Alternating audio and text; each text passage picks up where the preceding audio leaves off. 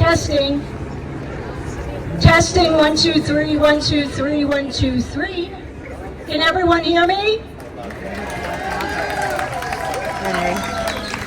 I don't know, that wasn't very loud. Can everyone hear me? Oh,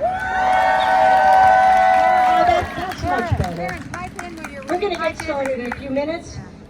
But before we do, we are going to have a little TomCat action. Everybody, let's have a big welcome for TomCat the DragKing. He's going to want you to put your tail in the air like you just don't care. Everybody join in with TomCat. TomCat wants you to say meow to your neighbors.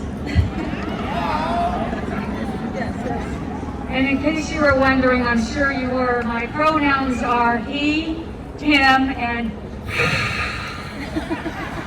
so since we're in WeHo and we're under this beautiful rainbow, let's get your tails up in the air like you just don't care. Turn around in a circle and say meow to your neighbors. Let's hear it.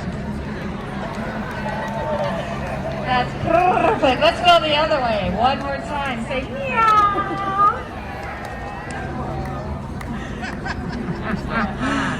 And today is all about positive energy. So in solidarity, let's lift up our paws and reach for that WeHo rainbow.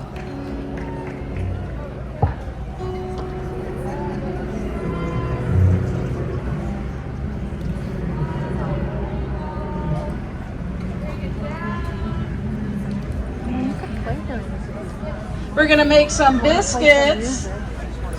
Helps if you get those hips into it. Swivel, swivel, purr. Maybe. I don't know. Some soft. Inhale all that positive, good vibration.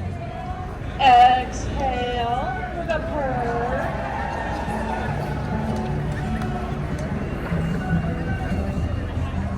One more in solidarity for a positive day. Because today is all about peace, love, and purrs. So this TomCat DragKing can have no fur flying today. I'm sure we all can. And the message today, I believe, is of a more humane society. We are here in WeHo, LA County, in California. Even though our state symbol is the bear. Can we hear a growl? And since we're in the Rainbow City and we're reaching for the positive WeHo rainbow, we love that quote from Alphaba at the end of Wicked. I think you might have seen that movie, Wicked. But what she said right at the end is, my heart's desire is for you to take care of the animals. And when we take care of animals, we take care of each other. So let's have a perfect day. When they go low, we spread back. When they go low, we spread back. When they go low, we spread back.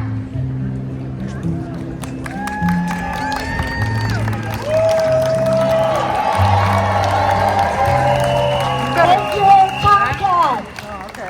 Thank you, TomCat, our DragKing.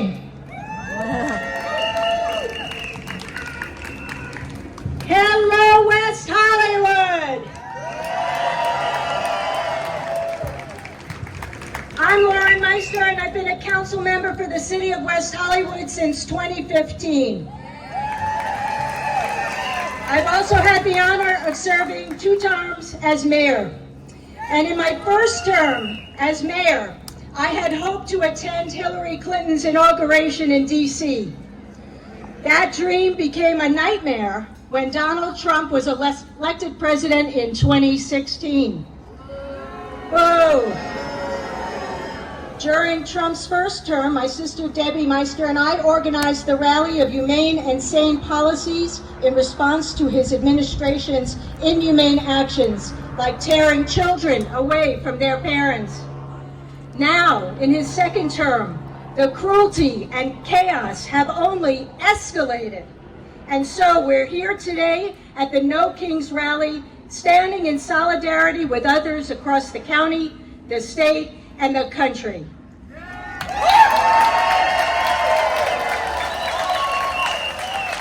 Every time we let another norm be broken, every time we shrug off another abuse of power, we give authoritarianism a foothold.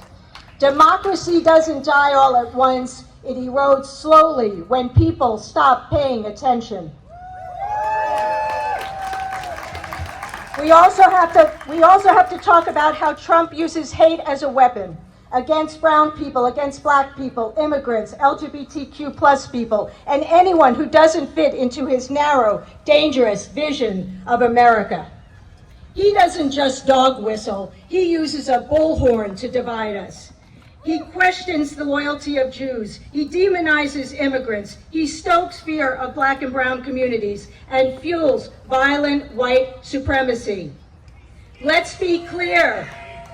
This isn't just prejudice. It's a political strategy rooted in authoritarianism, and we've all seen where that road leads. We must stand together, united against hate, and united for democracy.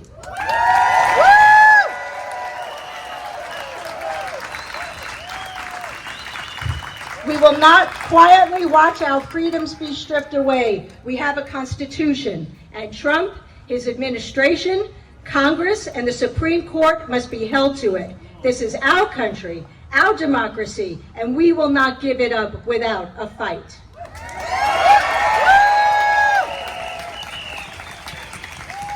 Before we get into our program, some housekeeping. This No Kings rally is a peaceful protest. If anyone, for any reason, becomes disruptive, we will take a pause, we will sit down, and we will sing. And you really don't want to hear me sing, so please, let's celebrate our solidarity and leave this rally knowing that the only disruptor today is Donald J. Trump. Thank yous. I want to thank all of you for being here and your commitment to democracy. I want to give a shout out to my co-organizer and amazing sister, Debbie Meister. Stand up, who is not new to organizing benefit concerts and rallies. And to all the people who helped us to track down speakers, to get the word out to their networks, to the volunteers who helped on so many aspects of this event, George, Lynn, Cynthia, Renee, Katie, and Karen. Our TomCat, the DragKing, MJ Godges, and our wonderful guitarist and vocalist, Diane Hupka.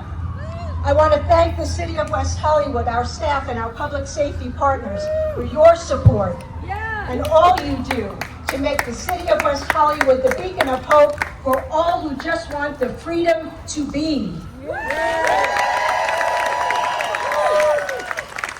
Thank you to the organizations that supported this effort. Stonewall Democratic Club, where are you? Stonewall, come on. More resistance, where are you? Democracy Action Network, where are you? You're somewhere, I know you're there, you're just shy. These last few weeks have been very rough for our residents, our laborers, our visitors, our businesses. They've also been rough for our leaders. So let's give a big thank you to Senator Alex Padilla for showing us.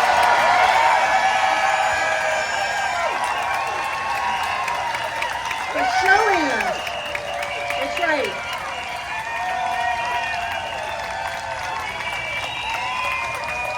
For showing us exactly what courage looks like. He stood up during Kristi Noem's press conference, the same Kristi Noem who brags about killing her puppy, to challenge her dangerous extremism. And for that, he was dragged out, literally removed for speaking the truth. Let's hear another big thank you for Senator Padilla.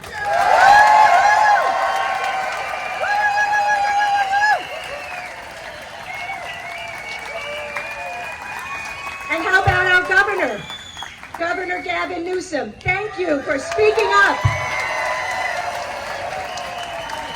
Thank you for speaking up and speaking out against the fascist actions taken by the current president. Thank you for having the courage to call out Trump and his dangerous, lawless, and cruel administration. At a time when too many political leaders are staying silent or playing it safe, you are standing up for democracy, human rights, and the rule of law, and we are grateful. Can I hear a big thank you to Governor Newsom?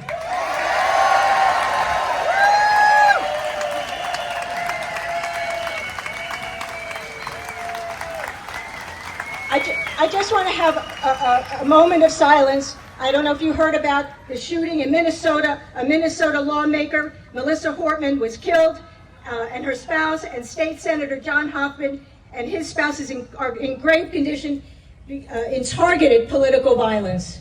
So let's just have 10 seconds of silence and think of them, and just know that this is the direction that our president wants the country to go. This is not the direction we want the country to go.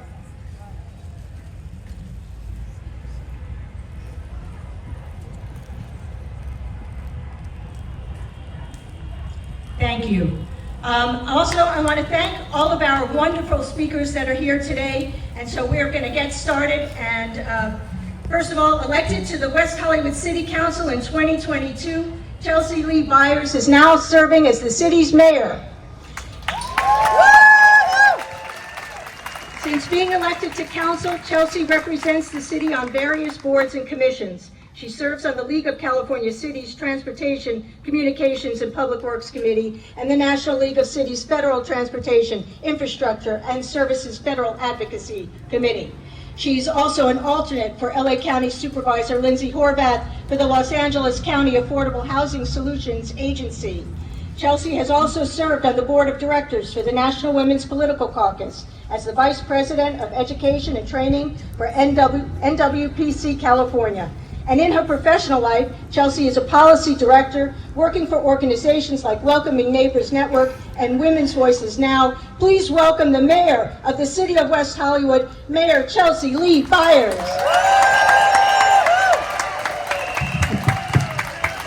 Good morning, West Hollywood. It's so good to be with you all. And can I just say how amazing this crowd looks? Give yourself a round of applause. It's truly beautiful. You know, as I look out in this park, I can't help but think about the history that's happened here on this ground while we're sitting here making it together in this moment. You know, West Hollywood was founded 40 years ago as a city dedicated to the LGBTQ community and dedicated to making sure we could be responsive to people's needs at a time when the federal government turned its back on the people in this community. And it's pretty wild that 40 years later, we stand here in a moment organizing in this park to build a more responsive government, to build a community of people that understands each other's needs and knows how to show up and care for each other. And when I look around and I see this beauty, this power that you're all creating in this park together, it's truly overwhelming. I want to give you all a second to take it in yourselves. You're all looking up here at these speakers and you're going to keep doing that, but I want you to take a second to look around at each other, to shake the hand of somebody you don't already know. It's in these new connections that we're going to find a new level of power, a new level of connection and solidarity that we need to take with us.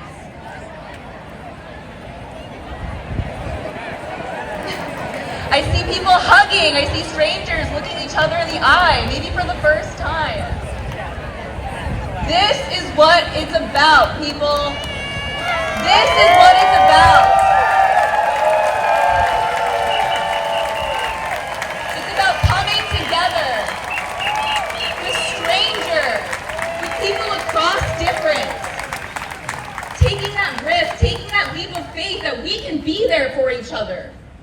And you know what? That is what's really at the heart of a nonviolent movement, is that risk-taking, that faith that we put in each other, that we can have each other's backs, that we are stronger when we extend an open hand to each other than put a fist in the air or through a wall. We have to engage this power of connection, of understanding, and of care for each other in a new way than we ever have before.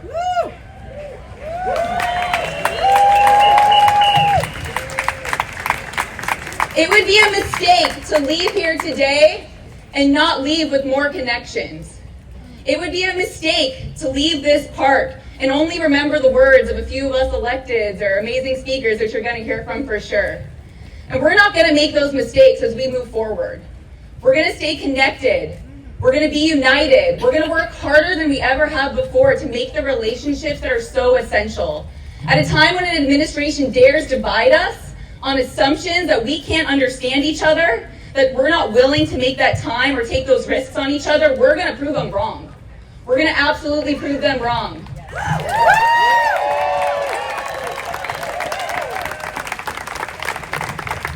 When I think about the history of what's happened in this park, whether it's pride events, whether it's the formation of the city of West Hollywood itself, whether it's this moment that we're all standing a part of, a moment we're not going to turn back from as history continues to move forward, we have to remember this feeling that is sitting in our hearts right now.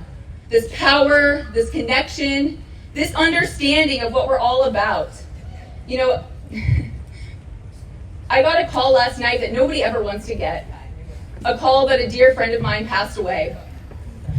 A call that every one of us has had in a moment. A call that something that we care so deeply about is taken from us. And when communities right now are watching their family members be stripped away, abducted, kidnapped by this very country, that is an unexcusable decision that is being made right now on the back of what we're already experiencing as people.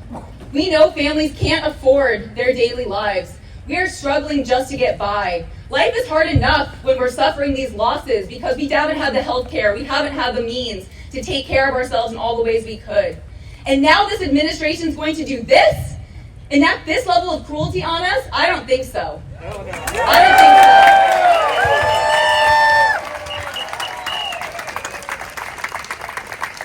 I'm so grateful to be a part of a community that puts love forward first, love for everybody, and really understands that we can't do this without each other.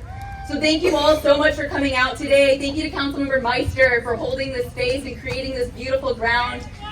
And thank you all for remembering the power we have together. Thank you.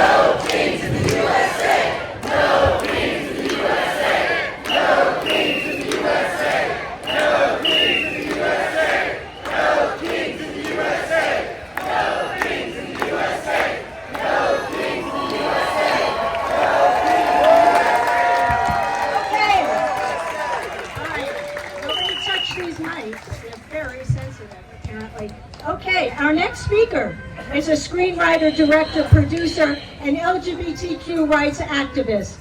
Dustin Lance Black wrote and received numerous awards, including an Oscar for the screenplay of Milk, and has written and co-produced episodes of Big Love, When We Rise, and Under the Banner of Heaven. He has penned Pedro, Virginia, 8, Edgar, and Rustin. Dustin accepted the award for Best Documentary for 8, The Mormon Proposition, at the GLAAD Media Awards in San Francisco. And as he was raised a Mormon, he has spoken out on discrimination in the LDS Church and met with the church to make it more LGBTQ inclusive. Dustin is a founding board member of the American Foundation for Equal Rights and was the top entry on a list of openly gay influential people in the Advocate's 40 Under 40 issue of July 2009, and was featured on the cover. His least known starring role was when he swore me in as West Hollywood Mayor Pro Tem back in 2015. Let's give a warm welcome to Dustin Lance Black.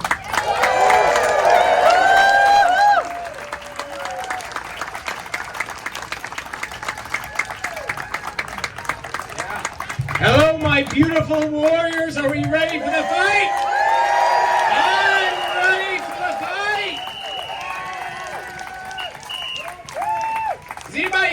guy in Washington, D.C., Chief Petty Officer Pete Hegseth, the pettiest officer of all times in the United States of America.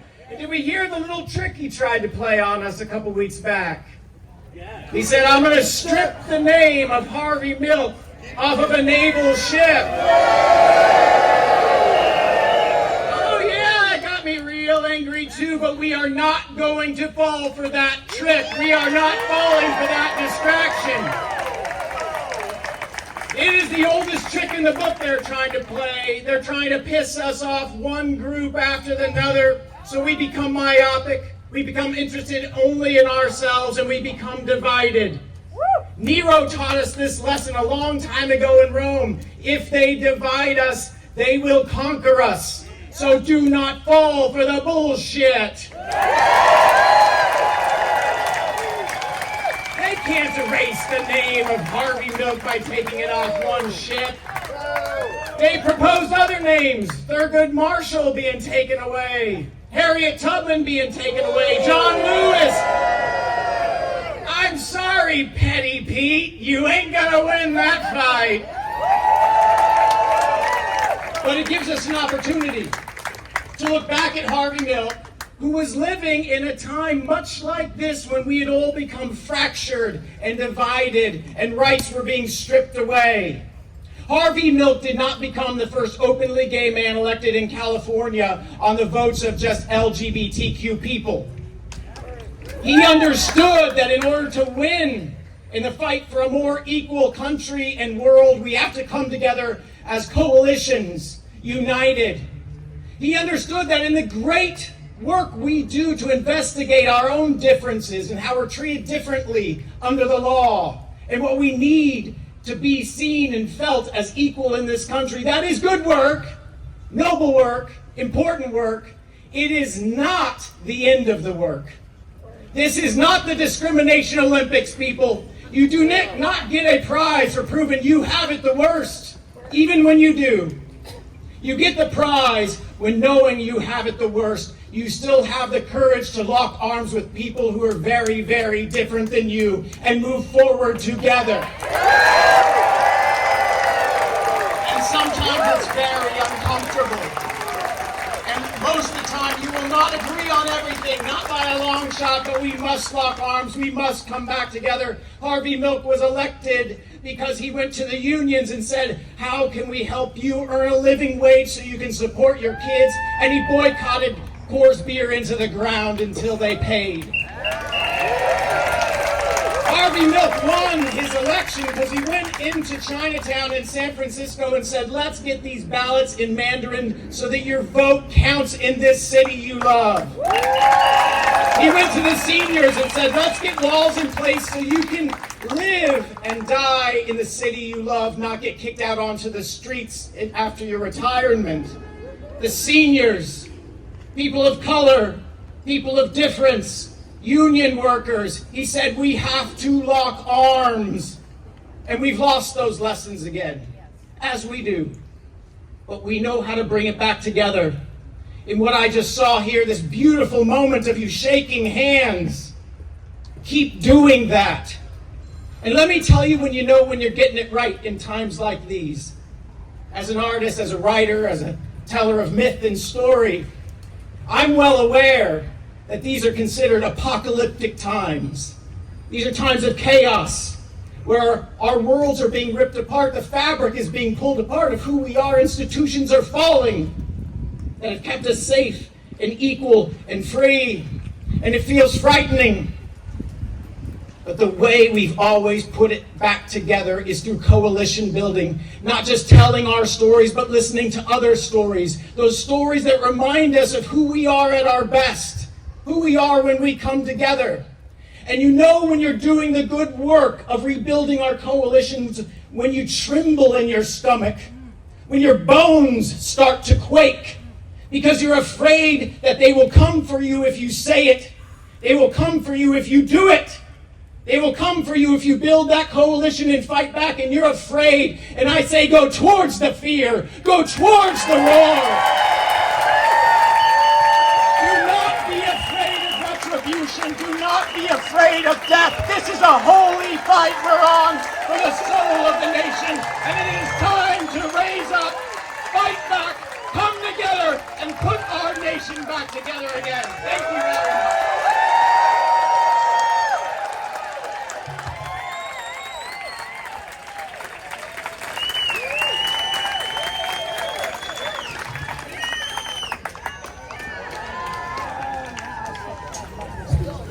Hello, okay.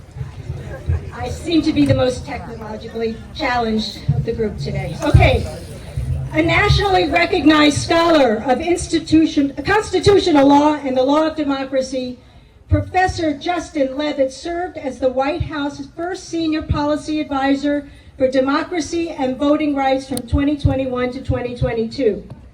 There, within a team devoted to racial justice and equity, Levitt assisted President Biden in his efforts to make sure that every eligible American has secure, reliable access to a meaningful vote, to provide equitable representation in government, to restore trust in a democracy deserving of that trust, and to bolster avenues by which Americans build community and engage in civic participation. Levitt previously served as a Deputy Assistant Attorney General in the Civil Rights Division of the U.S. Department of Justice. At the DOJ, he primarily supported the Civil Rights Division work on voting rights and protections against employment discrimination. Now he's back at Loyola teaching constitutional law, legislation and regulation, law of the political process, criminal procedure, and the motives of public actors. Please give a warm welcome to Professor Justin Levitt.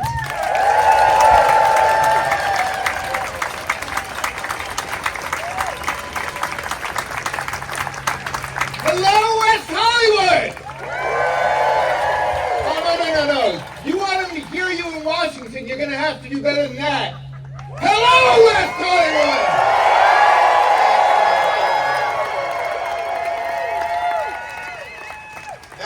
Beautiful. I want to start by saying Happy Pride. I wish we were out here in better circumstances, but I think Pride has a lot to teach us about this moment. That it's possible to meet a civil rights moment, even a dark civil rights moment, with joy and strength and peaceful defiance, boosted by the presence of each other. We need that so much right now. My name's Dustin.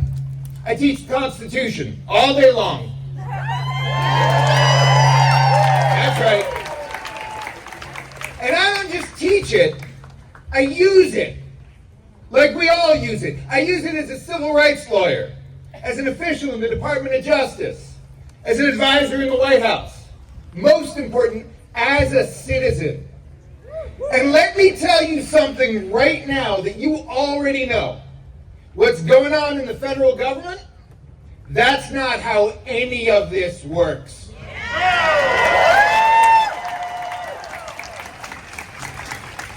The president enriching himself and his friends at the country's expense? That's not how any of this works. Ignoring federal statutes? That's not how any of this works. Thumbing his nose at the courts? That's not how any of this works. The military in our streets? That is not how any of this works. Pardons for political violence, and just a few hours ago, we see the political violence it begets. That's not how any of this works. So let's just remind ourselves how this does work. Constitution is the owner's manual for government. I got my copy right here. It's real short. You all can get one, you all can read one. True story, by the way. This is the copy I got in 1987. I've been reading the owner's manual for so long, this one's not even up to date. We've changed it since. It's now a little bit longer. So I got my updated copy of the Constitution right here. It's a new one. If we're honest, it could use a couple more changes. But the basics of what we've already got will do just fine for now. Yay, First Amendment! Yay, First Amendment! Donald Trump doesn't want that. He doesn't want to govern. He doesn't want to lead. He wants to rule. He wants to reign.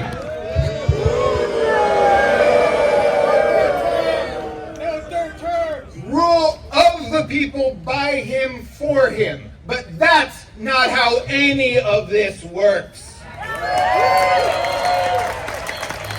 We got rid of the king 250 years ago. We are not going back. I don't think Donald Trump understands the Constitution. I don't think he's interested in trying to understand the Constitution. He's not interested in listening, even if we tried to explain it to him. But I'm not up here for him. I'm up here for us. We are all out here for us. Because it turns out government of the people and by the people and for the people isn't just about the president. It's not even mostly about the president. He wants it to be all about him. And it is exhausting how much he wants it to be all about him. But it's never been all about him. I know, that's right. Some constitutional law is complicated, but this bit, it's real easy. It's never been all about him.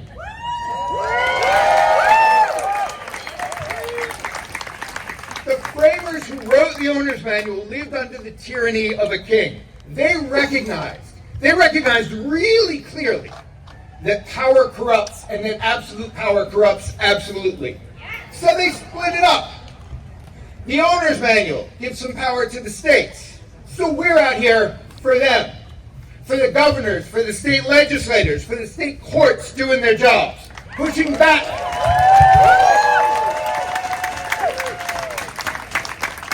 Pushing back against the excesses of the president. We see you. They need to know we see them. The owner's manual gives a lot of power to the federal courts. So we're out here for them too. We're here for the judges doing their jobs, making sure we have rule of law and not rule of man. The judges have the power and the responsibility to make sure we are all protected equally, to make sure we get the process we are due, to make sure that government agencies act based on facts, real, provable, actual facts, not just vibes. They're pushing back against the excesses of the president. We see you. They need to know we see them.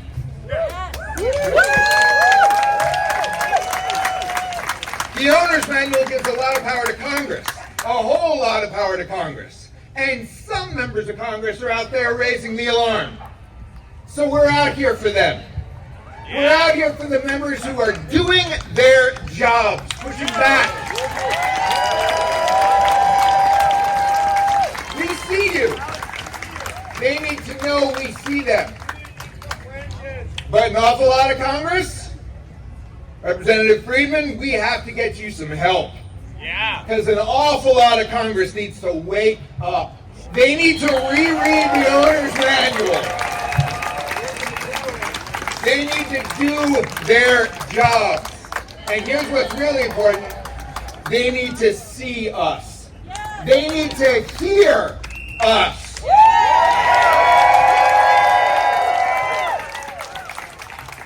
Peaceful and present, using our own power in the owner's manual, using the power the First Amendment gives us, the power to speak, the power to vote, the power to peaceably assemble, the power to petition the government for a redress of grievances. And my Lord, I got a lot of grievances right now.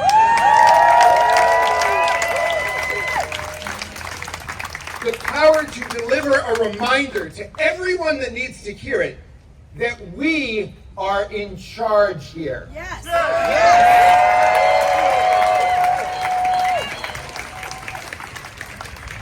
This isn't about red lines. We're way past the red lines. This is about standing up and pushing back fiercely, peacefully, defiantly. This is about pushing back the president so the president's back inside the lines that we draw.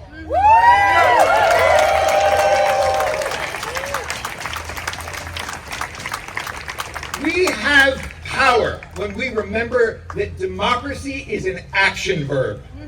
When we remember that democracy doesn't just happen, that it takes work. There is power in our presence. There is power in our voice. Today, in West Hollywood, we are unmistakably loud.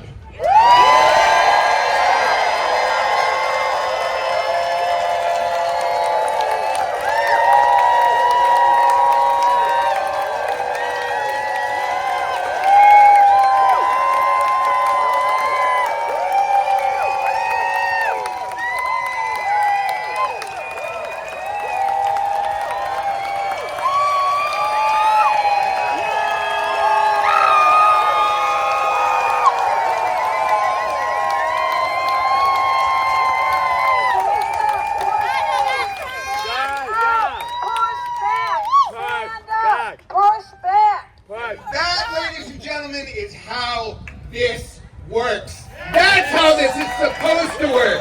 All over the country, that's how this is supposed to work. That's making the honors manual do things right. Thank you for standing together. Thank you for helping deliver this reminder.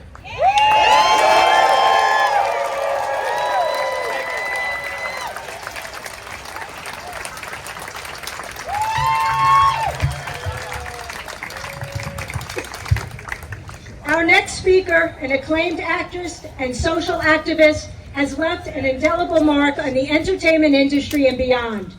Her captivating performances, unwavering activism, and dedication to social change have earned her widespread recognition and admiration. Rosanna Arquette has used her platform to speak out against sexual violence, LGBTQ+ rights, and racial inequality. She co-founded the Time's Up movement and the Rape, Abuse, and Incest National Network, aka RAIN.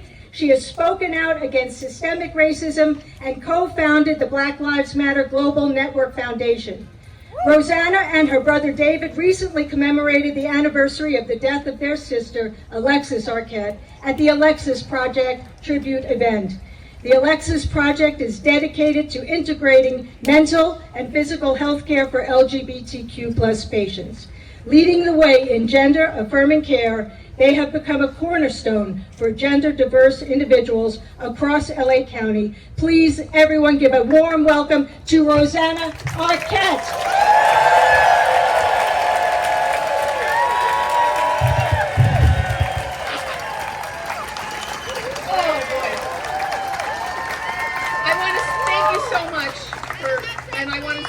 Thank you to Mr. Levitt for teaching us that democracy is indeed sacred, and we must hold on to this. It's really powerful to be here today, hearing everybody, and it's such an inspiration to see all your beautiful faces, and know that we're not alone.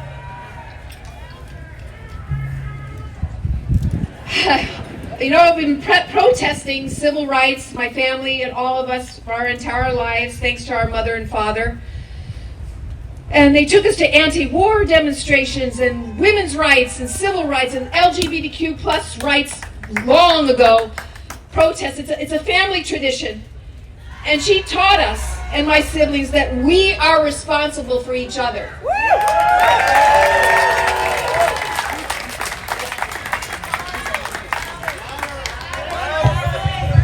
These are scary times. Yes, these are such scary times. I woke up this morning and I saw what the world needs now online, and I just burst out crying and crying because it was the Broadway singers singing this, and it was just like, it really got me. You know, like what the world needs now is love, sweet love, and I just was sobbing before I came here, but to come and see this is what we need, because this is America. This is what we're supposed to be doing. And These are scary times, and we have to remember that these people in Washington, they work for us. That is democracy. That is America. And as of today, they still work for us. And we have to believe and have hope and faith that there are enough of us that don't want to see these horrific policies enforced in our name.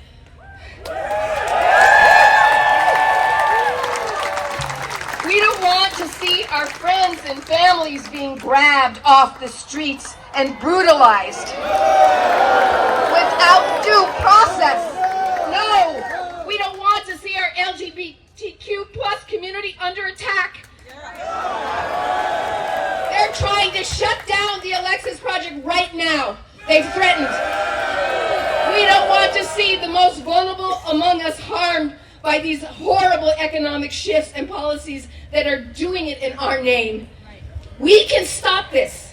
We have stopped it before in this country, and we can stop it again.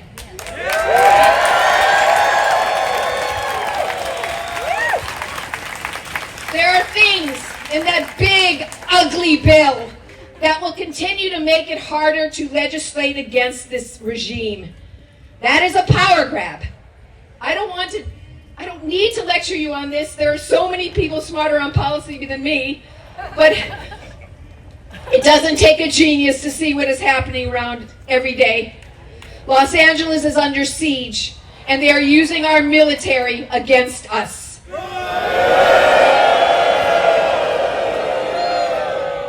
It is imperative that we stick together and let our representatives know that we don't want this.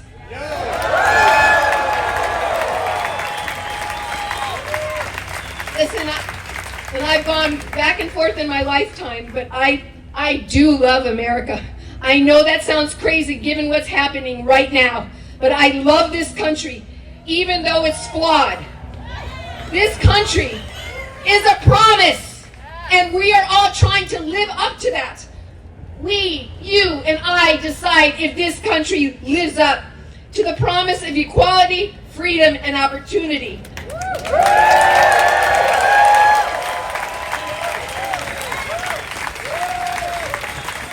I love West Hollywood. My incredible sister Alexis danced and roamed these streets. We love this community.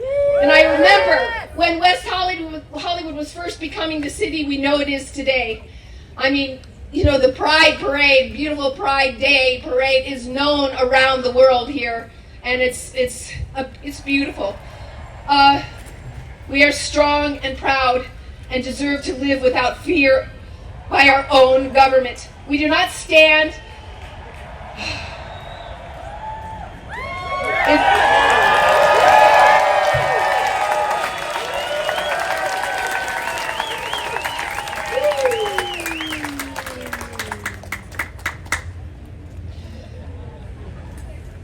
We do not stand for our senators being detained for exercising free speech.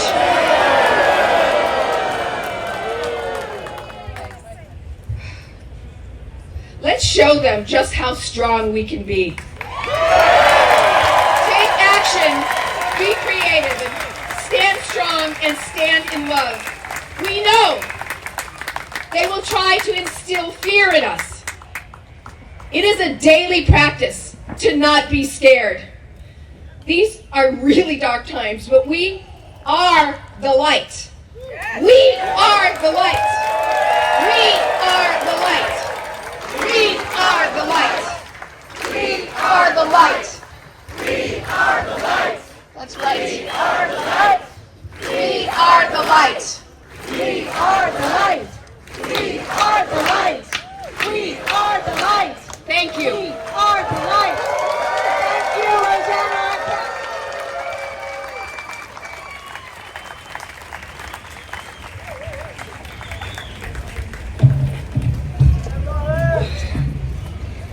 Our next speaker was active in the incorporation of the city of West Hollywood and really one of the founding fathers of this city. Let's welcome Vice Mayor John Heilman.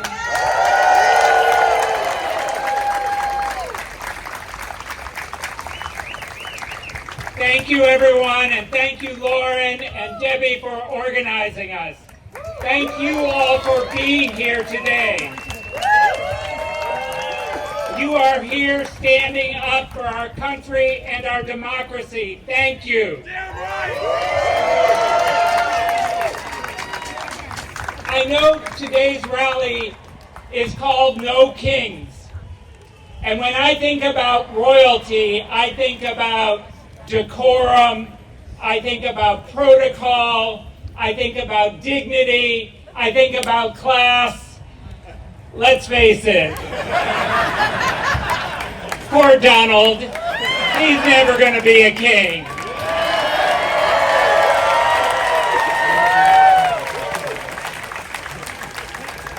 But what I'm really worried about is that he's trying to be a goddamn dictator. And if you look at the characteristics of dictatorship, we can check them all off. Undermining elections and suppressing civil liberties, check. Proclaiming a state of emergency, check. Not abiding by the rule of law, check. And my favorite, a cult of personality centered on the leader, check.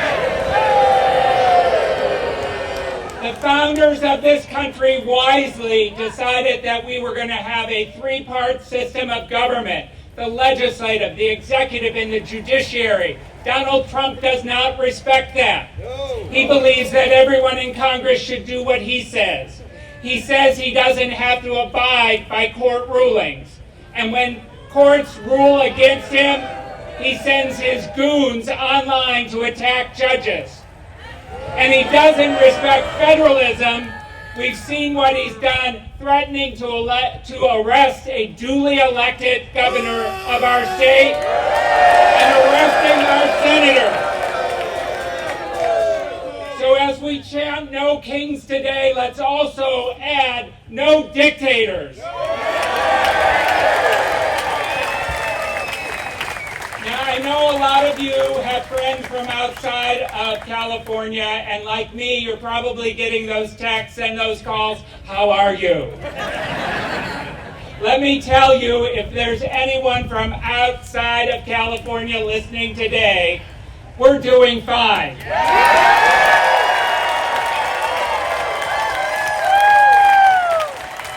Turn off Fox News.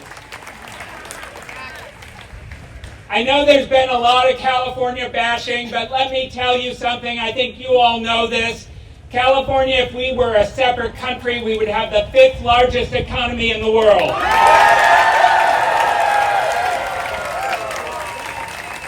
LA County by itself would be the 21st largest economy in the world. We have 10 million people in LA County. More than 40 U.S. states. So to all of my friends in Dubuque and Biloxi and wherever you are watching Fox News, ask yourself, why do we have so many people here, and why do people keep coming to Los Angeles? Why do we have such a strong economy? I'll tell you why. It's because we welcome people from all over the country. We welcome immigrants here. We welcome people who come here who are talented, who work hard, who are dedicated, and contribute so much to our community. Yes. Maybe if you were more welcoming, your economy would be better.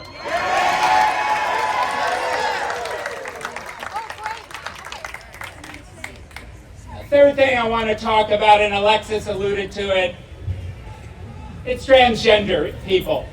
Can we just tell Donald, stop? Just stop.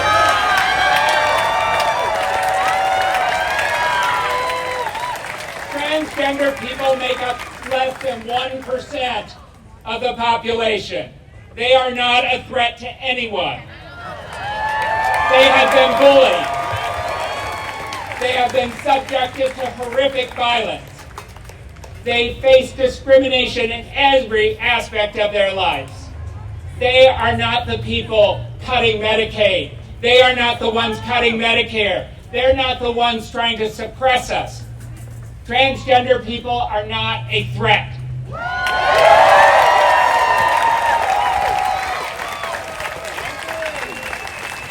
I love how Donald and the right-wing people all talk about how they want to protect, quote, real women. If you want to protect real women, why don't you test the 350,000 rape kits that are untested in this country?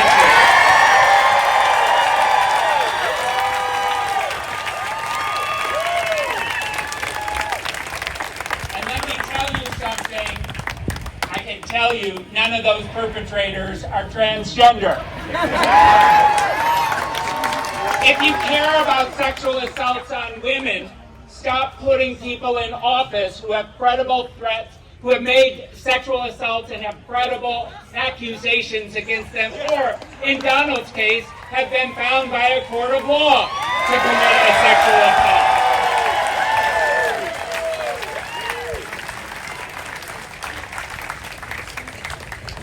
And maybe you should release the full Epstein report. Attacking transgender people and hold predatory men accountable.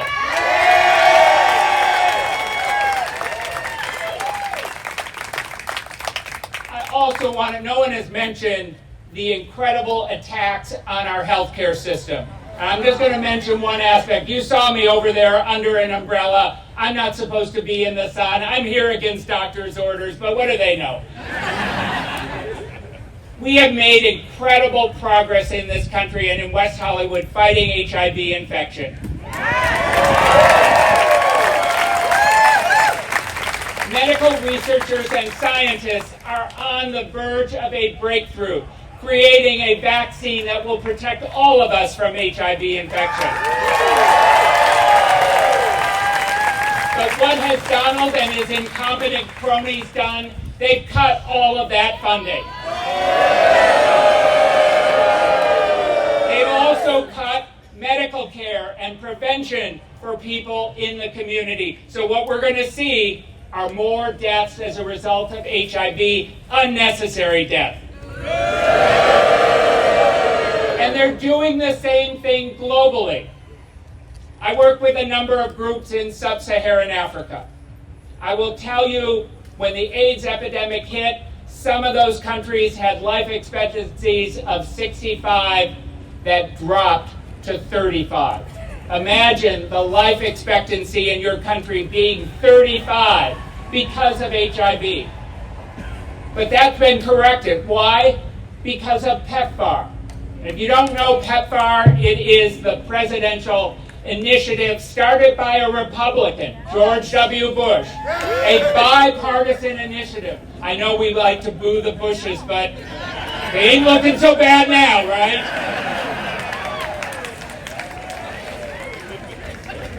This bipartisan program has saved 25 million people in sub-Saharan Africa.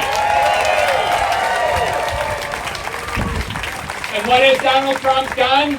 He's cut all funding for it. The experts say that as a result of that, 2,000 people are going to die every day because they will not have access to life-saving medication.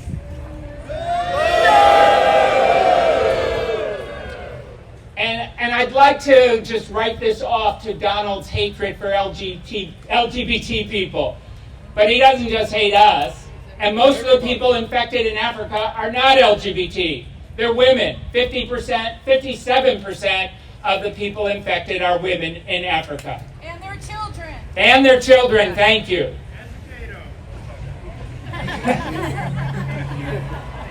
I think it's the result that I think he has a little bit of a problem, don't you, with people of color? He seems to hate everyone in Africa Oh, except white nationalists from South Africa.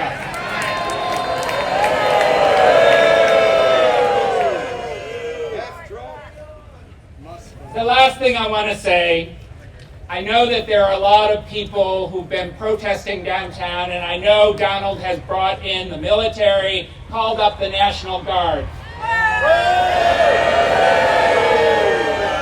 If any of those people hear me, I want to say to you, you took the same oath that I did when I was sworn in 40-some years ago for West Hollywood City Council. You swore that you would defend the Constitution against all enemies, foreign and domestic.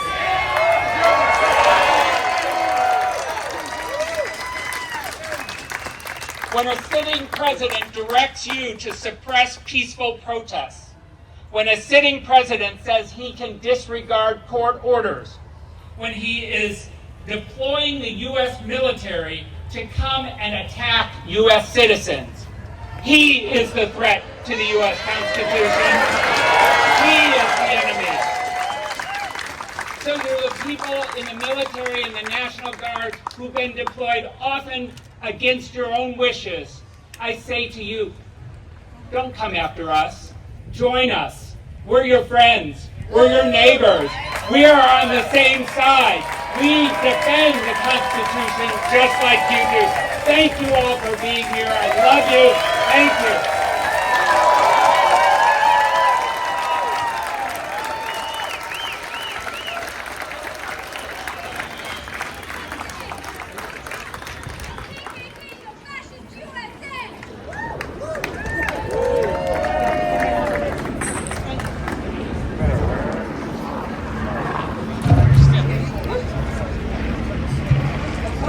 Can we get a protect and defend the Constitution? Protect and defend the Constitution. Protect and defend the Constitution. Protect and defend the Constitution. Thank you. All right. Well, the next person, our next speaker, has also sworn to protect and defend the Constitution. Congressmember Laura Friedman is currently serving her first term in Congress as the representative of the 30th District of California.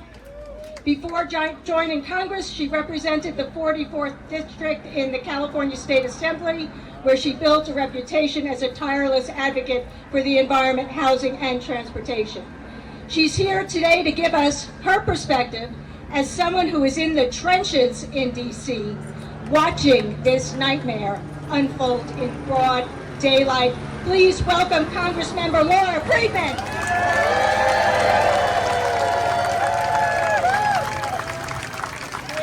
Hey, how amazing is John Heilman?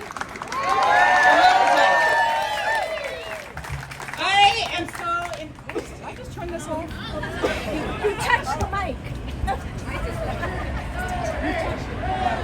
No kings, no kings, no hate, no kings, no hate, no kings, no hate, no kings, no hate, no kings, no hate, no kings, no hate. I can't tell you how it feels to leave the toxic cesspool of Washington, D.C. and to come home to this.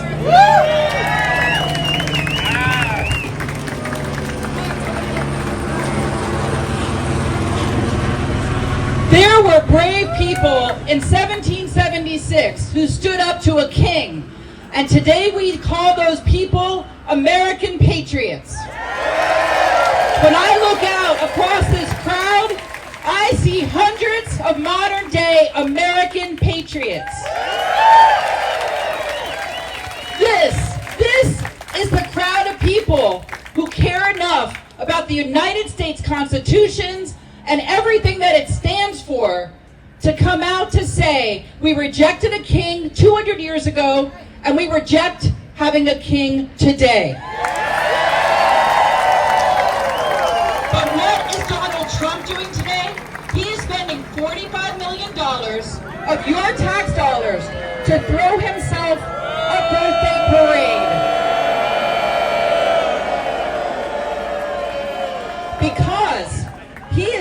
unable to govern through consensus. Instead, he has to call the Marines out. He needs to have a parade and roll tanks down the roads in Washington, D.C. to try to show the country that he is willing and only able to rule through a show of force. This is a man who has demonstrated that he only cares about himself. He has thrown private dinners for people who donate millions of dollars to him illegally by buying his worthless crypto coin in exchange for giving them get-out-of-jail-free cards. The people who acted as his private army, private citizens who carried weapons, stormed the Capitol building on January 6th at his order, and beat police officers so badly that several of them later died. He pardoned them to transmit to his supporters that you can break the law for me, and as a king, I will pardon you. For the people who he believes don't believe in him, he brings in the army to enforce his will rather than trying to actually protect communities. He terrifies them. We are the resistance, and we will show we are the resistance by using the Constitution and the rule of law through the courts to push back, as the founding fathers intended, to use this country's systems of checks and balances. And he is now the losingest president in United States history. Not just in his first term, but in this term, having more court opinions from... Oh wait. Power to the people. It can't handle you. It can't handle the truth. Hello? Our founding fathers wrote an incredible document with a system of checks and balances that so far is working. And it is holding over and over again that this president, now I'm talking about judges in California, but also judges in Texas, judges appointed by George Bush, judges appointed by Donald Trump, judges across this country ruling over and over again that his actions are lawless, that they break the United States Constitution, that he is not at all representative of law and order. We are the ones who are upholding law and order. We are the ones who are upholding the Constitution. While he terrorizes our communities, while he demonizes our migrants, while he demonizes the trans community, while he demonizes our LGBT community, while he demonizes Democrats, while he tries to demonize and put elected officials in physical danger, when Kristi Noem comes to Los Angeles and says in the courthouse, says in the federal building, that she is there to liberate the people of California from their Democratic elected officials, we know what their values are. And our response is that we will reinforce law and order, we will reinforce peaceful opposition, we will reach out to those migrants and show them that we care about them. We will reach out to our community members. And when people in our community need a helping hand, it will be us who are there to help them. While he is trying to take Medicaid and Medi-Cal away from 14 million American citizens, we will reinforce the need to invest in public health. While he defunds AIDS prevention, while he defunds vaccines, while he tells people that science isn't real, we will stand up for health care. We will stand strong for science. While he de-invests in our universities, our world-class universities, and attacks our institutions of higher learning all across this country, we will reinforce that an educated population, that having everyone have access to whatever educational level they want, is the great leveler in a democracy. That He will not make us a Christian nationalist extremist nation. That we are a nation created to value the separation of church and state.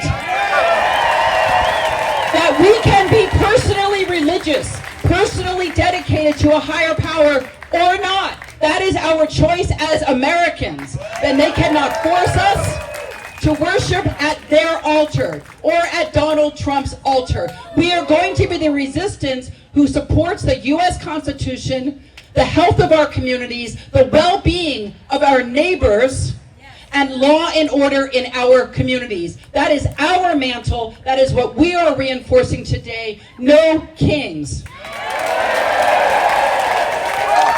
And lastly, let me humbly recommend that each of you every day remind Donald Trump that he is not the highest elected official in this land.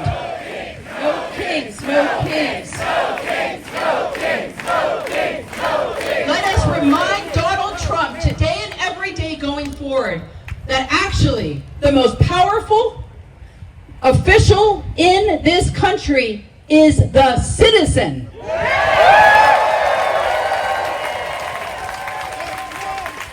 Now, I was told that I should reconsider coming to these events today. I am not going to let them frighten me out of doing my job representing you. When they try to take away health care, I have said, hell no, and you should too. When they have tried to overstep and break the Constitution, I have said, hell no, and you should too. When they have tried to delegitimize our elections and try to paint a picture that Los Angeles is burning, I have said, hell no, and you should too. You inspire me. You inspire me, and side by side, we will restore democracy and protect it in this nation. Thank you all.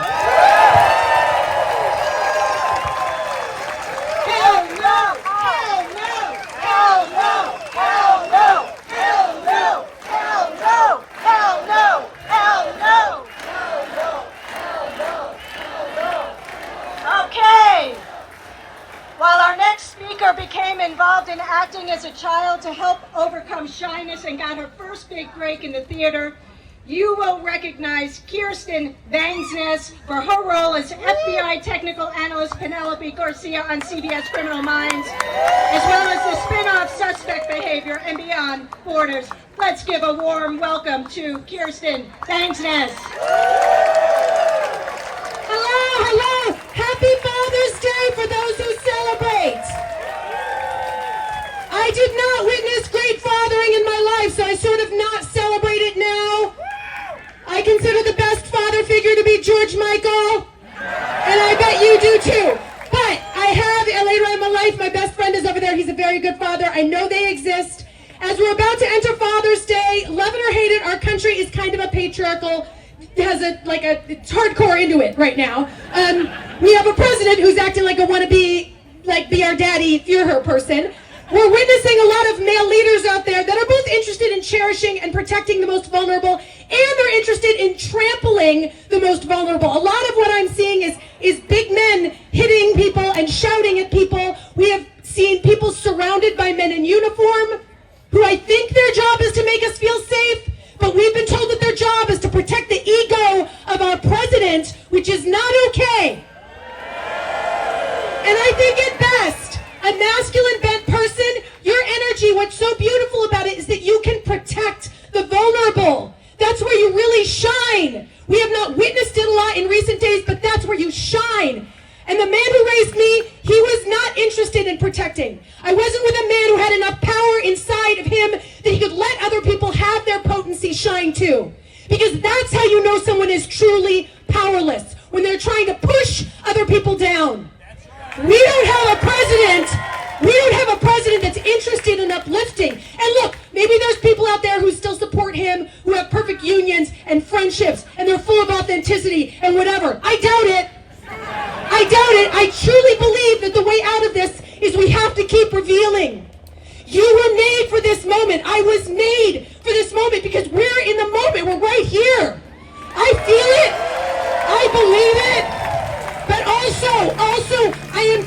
conditioned for this moment. I am accustomed to this moment. I am acclimated to this moment. This moment feels normal for me. No, wait.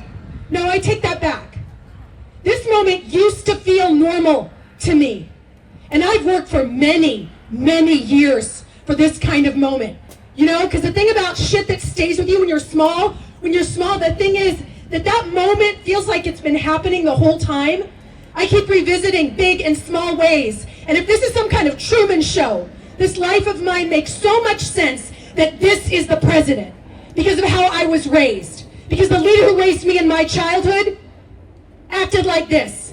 And I'm going to handle it the exact same way I handled it with him, which is and I lost my place, but I'm going to keep going. And this is how I handled it, okay? This is how I handled it.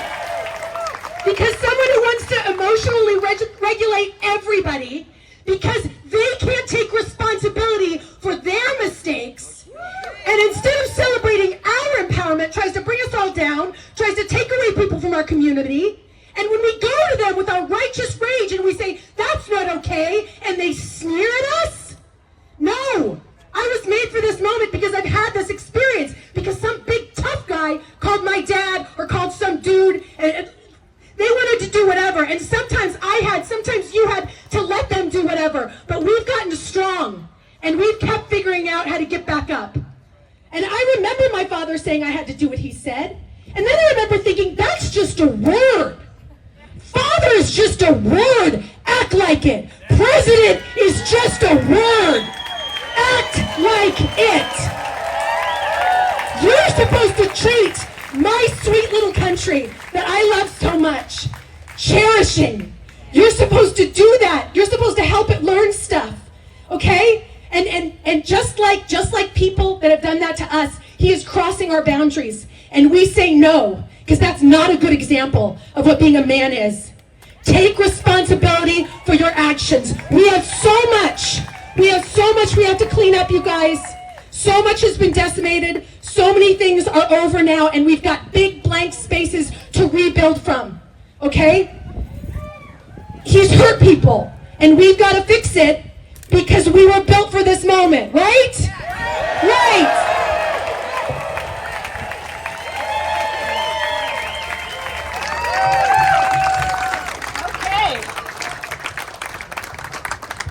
A Southern California native and the proud son of Chinese Vietnamese refugees who fled the Vietnam War in search of hope, freedom, and the American dream, Danny Hang became active in the West Hollywood community and was elected to the West Hollywood City Council in 2024.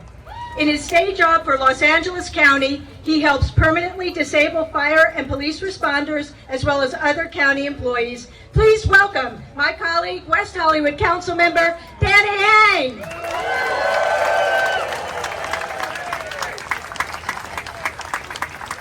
Hello, West Hollywood! What a powerful sight, seeing so many neighbors, friends, families, and fellow residents gathered here today for the No Kings rally. I'd like to take a moment to honor the lives lost and those impacted by the heartbreaking act of gun violence in Minnesota. Minnesota State Representative Melissa Hortman and her husband tragically lost their lives.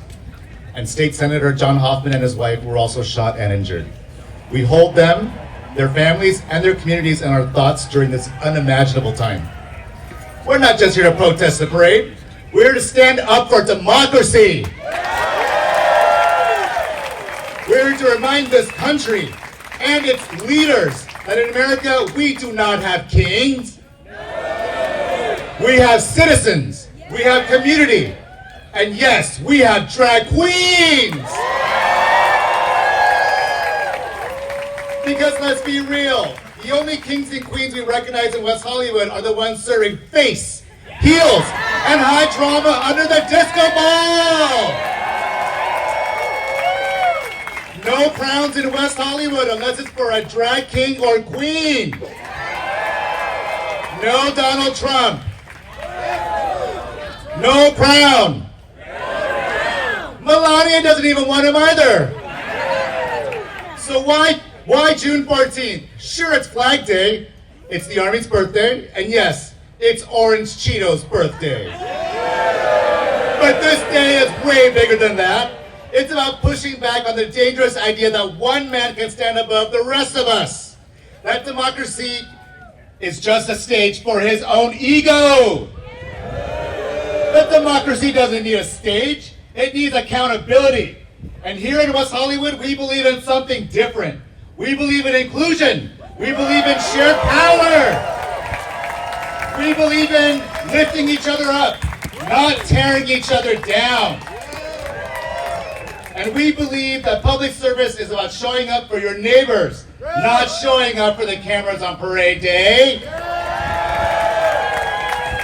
And let me be clear, this is not about being anti-military. We respect those who serve this country.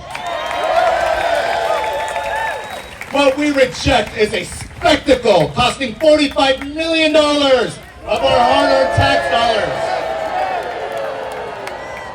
We reject using taxpayer dollars to throw a parade while real needs, such as housing, healthcare, and education go underfunded. And while today's parade rolls on in Washington, D.C., ICE raids continue tearing families apart. People are being detained simply for trying to survive, for daring to dream. As the son of refugees who fled the Vietnam War, I take that shit personally. My parents came here with nothing but courage and hope. And I wouldn't be standing here today without their sacrifice. Their story, like so many others, is the real American story. So when I see cruelty packaged as strength or fear used as a weapon, I speak up, and I know you do too. Because that's what real patriotism looks like. It's not silence, it's not pageantry, but showing up, speaking out, and standing up for something. And today we say no kings, no crowns, unless it's for drag. We say yes to democracy, yes to dignity, yes to power that serves the people, not rules over them. So let's keep marching, keep organizing, keep building a future where everyone has a seat at the table, no matter who they are, where they come from, or who they love. I want to thank Councilmember Lauren Meister and her sister Debbie Meister for organizing this amazing event. And I want to thank you all for being present. I am proud to stand with you. Let's remind this country what real leadership looks like. Thank you.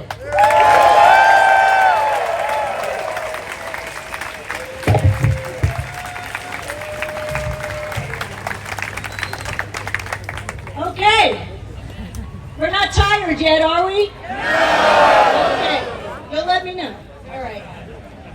Well known for his role as Captain B.J. Honeycutt on the television series MASH, Mike Farrell has also been an activist for many political and social causes.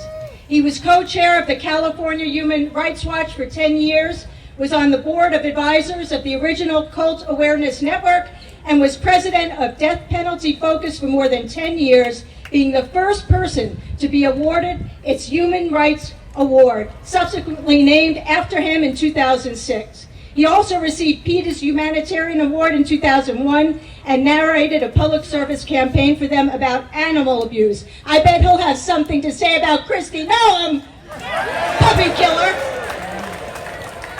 In 2016, after the U.S. presidential election of Donald Trump, Mike appeared in a commercial to urge Republican electors to block Trump from becoming president by having 37 electors vote for John Kasich instead.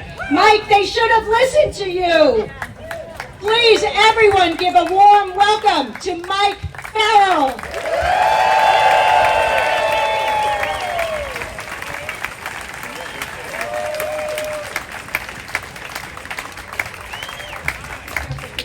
Yeah, I'm aware of that. I watched. Thank you for being here. Thank you for standing up. Thank you for standing in the heat. I claim no expertise. This statement is based on my... Can you hear me? Can you hear me? I'll do what you like. Does this work? Louder, louder. This work? Okay. All right. Okay, I claim no expertise. I am a citizen. This is an opinion, folks. Take it or leave it. Some years ago, much of the American public, wary of a print media that had so long neutered itself by being unwilling to call a lie, fell prey to Fox News' TV pitch that celebrity and wealth meant significance and wisdom. They do not. Nonetheless, Fox's strategy fostered development of a personality cult around a figure who poisoned viewers' minds against other TV outlets by labeling them fake news. In the process, he launched a political career for himself with the help of Fox and Russia. He used crudeness and rudeness and lies and vulgarity and astonishing gall to debase his opponents and in the entire election process, and managed, likely with outside help, to get himself elected president. 9 embarrassing years of dispiriting ugliness, dishonesty, crudity, corruption, and shamelessness later, he is once again President of the United States. And because many have difficulty understanding how this can have happened, there's a fair amount of speculation today, some of which is claiming inside knowledge, much of it is guesswork and assumption, maintaining that President Donald Trump is either an agent or an asset of Vladimir Putin, acting on orders to weaken our country and destroy the alliance of Western nations.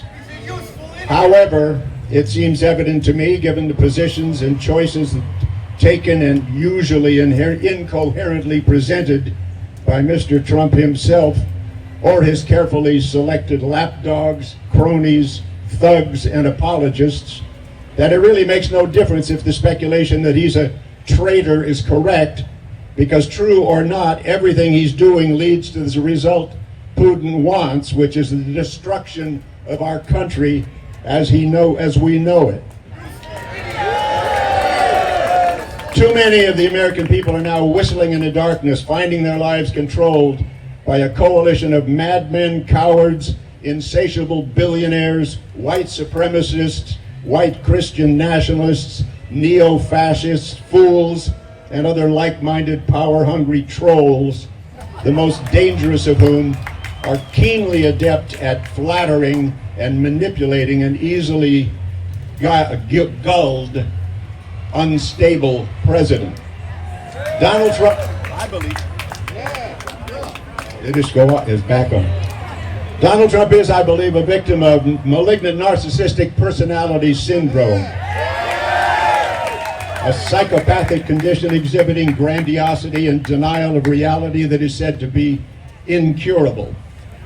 It's demonstrated by a need to be right at all times about all things, a need to lie and twist reality constantly in order to conserve and maintain a heroic, all-knowing masculine image, the exposure of the truth of which would be intolerable to the point of mental decompensation or self-destruction. Elon Musk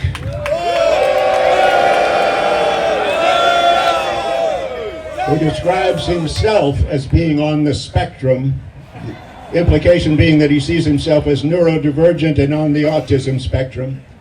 Be that as it may, my exposure to those with autism suggests they do not casually exhibit the tendency toward cruelty and heartlessness Mr. Musk seems to enjoy. So whatever spectrum Mr. Musk may be on could as well spring from having been raised in South Africa, when simply being white simply meant superiority over lesser beings. Republican members of Congress are cowards.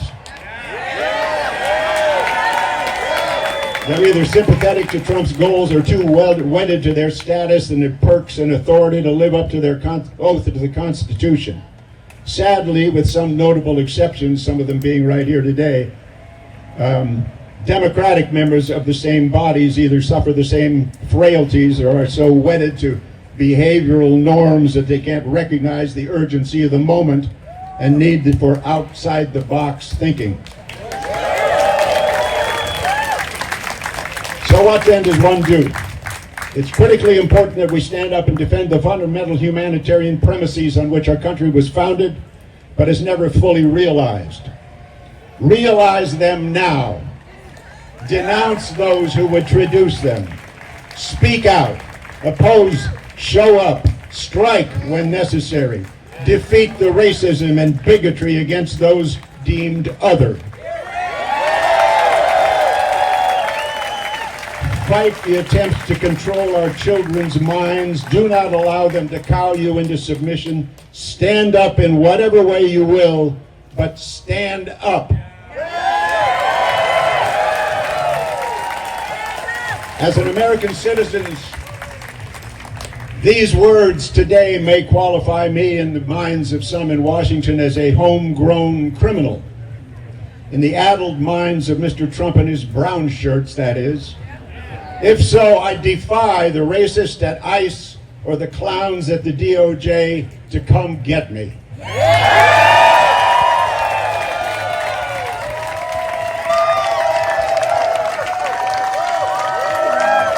you, Mike Phil.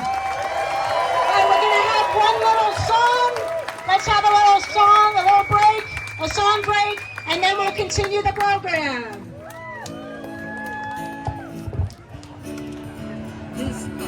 This land is your land, this land is mine. From California to New York Island, from the Redwood Forest to the Gulf Stream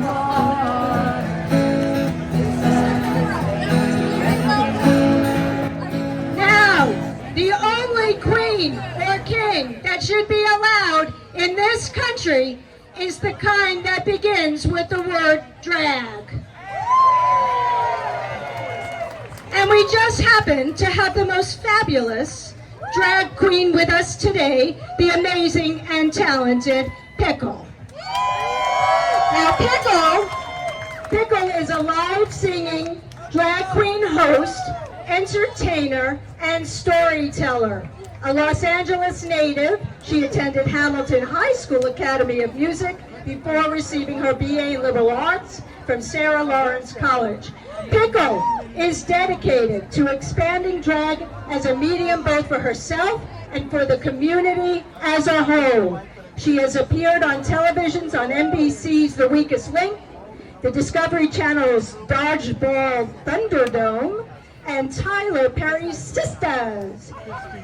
She is also the first and arguably the best drag laureate for the city of West Hollywood. Please give a warm welcome to Pickle.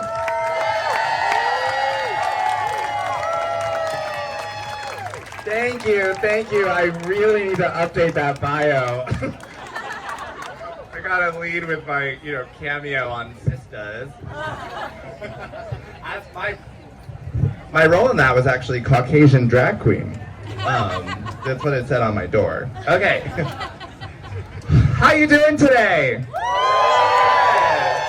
I want to thank Lauren for asking me to be here today. It's such a pleasure. I was doing a drag story hour, so I guess you're all indoctrinated now, since obviously it's so dangerous. Okay, I have just a couple things I want to say. 45 minutes later. Okay. I know that things are really sticky right now. We're experiencing these horrors. But I also want to take a moment to reflect on the fact that we have lived through periods of time where we were invisible and no one paid any attention to us as a whole and as organizers. And this is progress. This is progress. So they want us to believe that we're losing, but you are not losing. You are not losing. And in these moments, I think we have to ask ourselves some very difficult questions. Because this is a crisis, but it's also an opportunity. An opportunity to take a harder look at institutions that have never served us, that have never had our best interests in mind, that are being exposed. This isn't something that's coming out of nowhere. You know, Trump didn't just like materialize or fall out of the sky. This is evidence of systematic rot, and we have to extract that. And we have to ask ourselves, as white people, as cis people, as allies, what are we willing to do to protect our values? Because we are going to have to question the status quo, and that is difficult. What are we willing to sacrifice that benefits us in this system to protect our communities and protect our neighbors and protect our allies and protect marginalized communities? What are you willing to give up? I've had to ask myself this question a lot, believe it or not, doing Drag Story Hour. I know this is going to get a little dark. Okay. I have to ask myself this question unfortunately, every time I do this program, and if you saw the program, you'd be like, what? It's like, you know, the hip song drag, I have to ask myself these questions every conversation I have to have with an institution about what we do if there's danger. I have to ask myself that question every time I realize when I roll up, or my sisters or my fellow drag artists roll up, and we know that there is a plan for if we get killed. We have to ask ourselves that question, and I ask myself that question every time, because these people know where I live. They've come to my house. My apartment, sorry. They're like, that doesn't sound right. They've come to my house. I think about the parents and the children that make a sacrifice by coming to our program. I carry guilt with me every day about the children that have been frightened by our oppressors. But we are all a part of something bigger. I get asked this question a lot. What would it take for you to stop reading to children? What would it take? I get that question from conservatives and liberals and everyone. What would it take? And my answer for years continues to be over and over again, they would have to kill me. They would have to kill me. Because I will die before I live in a society that doesn't let children be safe and love each other as they are. I will die for that. What is the difference between a principle and an opinion? An opinion is something you think. A principle is something you make sacrifices for. A principle is something you will take something that makes you feel good and you will get rid of it because you believe in it that much. We have fallen into a trap as privileged people of mistaking privilege for freedom. The reality is that we are not free.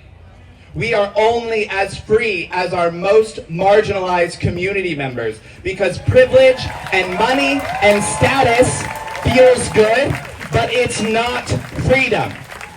Freedom is being able to live in a society where every individual has their basic needs met regardless of their output, regardless of whether or not they pick your fruit. I don't care how productive immigrants are. They have the right to be here. They have the right to live here. They have the right to dignity. Immigrants do not have to give you their timesheet to prove that they belong here with you.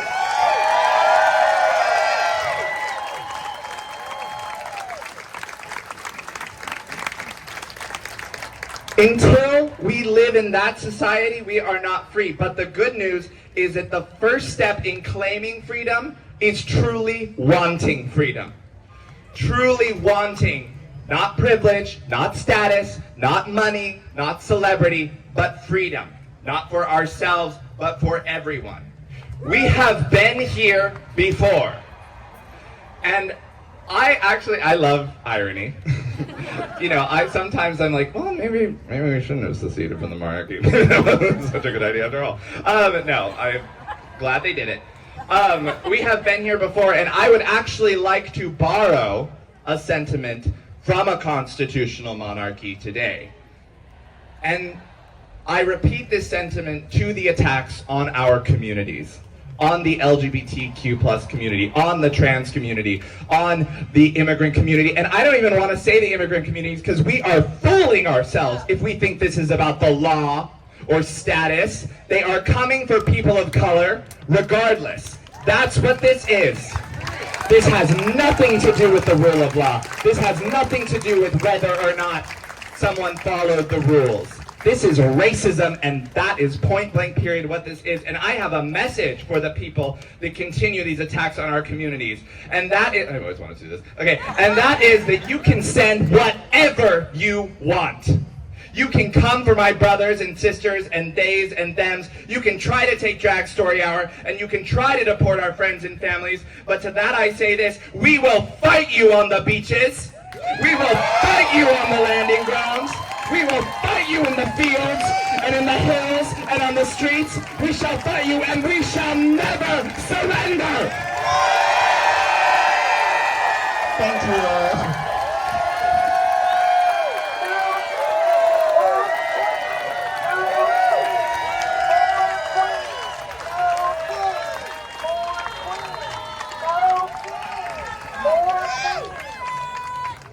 Thank you, Pickle! Amazing! Well, unfortunately, State Assemblymember Rick Zbur, who represents the 51st Assembly District, could not be with us today, but we are lucky to have his field representative and a great friend to the city of West Hollywood, Joshua Marin-Mora. Please welcome Joshua.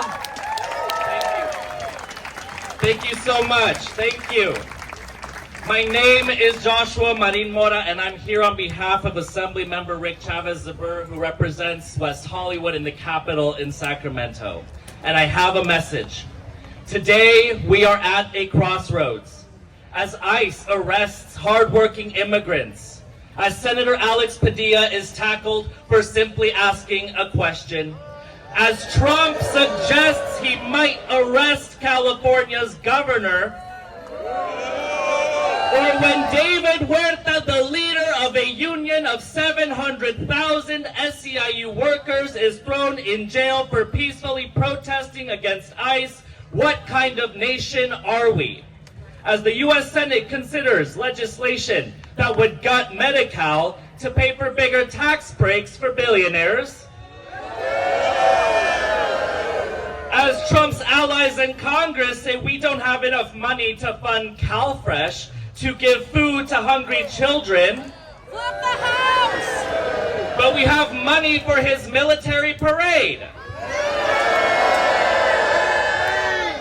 Yesterday, the California State Assembly and Senate passed our state budget, and we made our values clear. We rejected cuts to in-home supportive services. We rejected cuts to women's health clinics like Planned Parenthood. Because caring for people isn't just policy, it's who we are. And what makes America great is not a wannabe king in the White House. And I have a message to my fellow Californians. You belong here, regardless of the color of your skin, where you were born, who you love, or how you identify. California is your state. California is our state. California is not Trump's state. Thank you very much.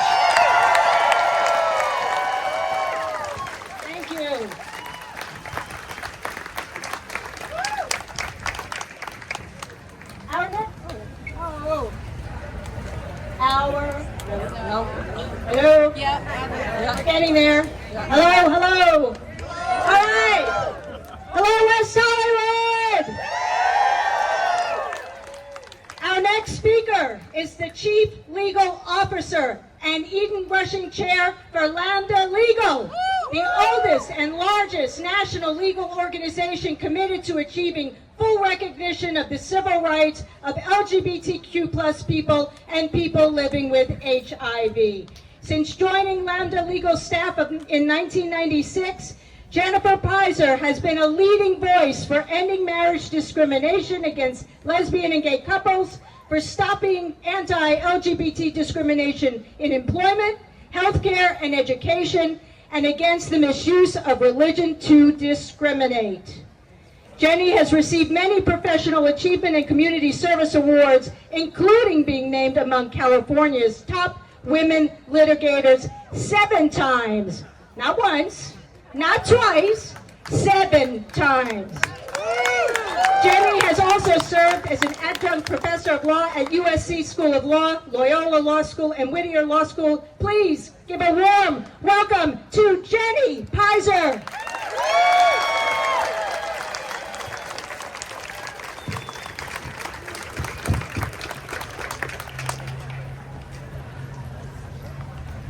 Hello, West Hollywood! Happy No King's Day, everybody! I am here to let you all know that in the courts, we are winning! You know, at Lambda Legal, we started preparing last summer for the potential assaults on our community, and we took lessons from the many, many lawsuits that we had to file to block the attacks of Trump 1.0. And that first time around, I'm very proud to say we had a success rate of 86% against Trump. Most of his attacks on us were stopped. We won. And now here we are again. 4.5 months into Trump 2.0, he's issued a blizzard of executive orders, 162 of them as of today. That's as many as Biden issued in his entire 4 years. And it's a rate that eclipses Obama, Clinton, and both Bushes.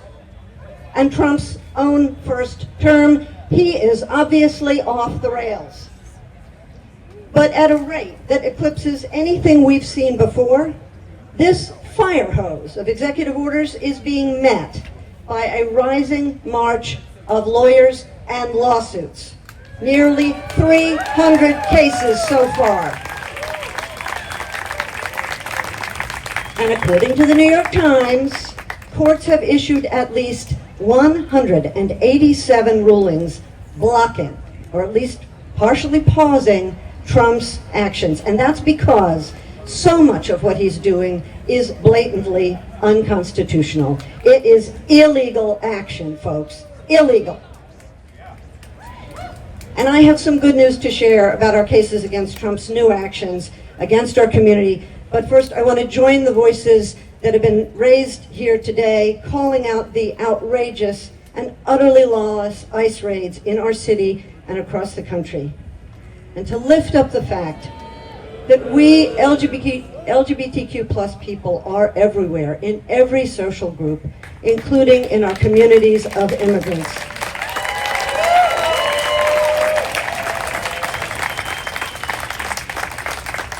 And LGBTQ+ people who come to this country fleeing persecution based on that identity are entitled by our laws to request asylum here, to receive due process of law. Due process of law for everyone. And please, let's remember that so many, and probably most of us here today, have our own family roots far away. You know, most of our families came as immigrants at some point, and many faced widespread discrimination when they arrived. We all need to honor our own histories and stand with the newer immigrants, the newer arrivals that are being terrorized intentionally terrorized, treated unlawfully, and shamefully by this administration. People, it needs to stop, and it needs to stop now.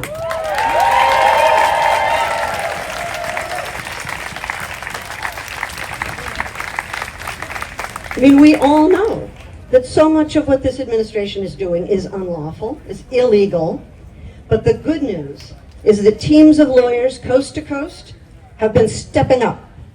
And at Lambda Legal, we have been in high gear, nonstop, really, people are getting tired. We're suing to stop the attacks on our community.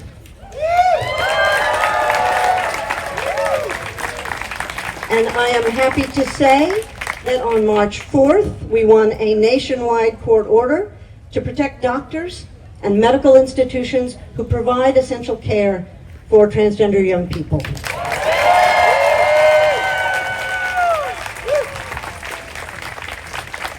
And I want to share with you what the court said in that case about Trump's gender order. And I quote, "It appears to deny the existence of transgender persons altogether. The court cannot fathom discrimination more direct than the plain pronouncement that the group to which the policy is directed does not exist. But people, of course, we exist. We exist, and we're winning." And so again, I'm happy to tell you that on March 27th, we won another nationwide court order, this time blocking Trump's ban on military service by transgender folks. And the judge in that case, who had a full record of evidence, emphatically rejected the government's profoundly offensive claims that transgender service members, as a class, lack honesty, humility, and integrity. It's just appalling what's being said. And the judge pointed out that if the government had had any evidence at all that our clients' military service had harmed the military's goals in any way, well, gosh, they would have put that evidence front and center in their case. And what the judge said, and I quote, "There is none. There is none." And that is why we're winning.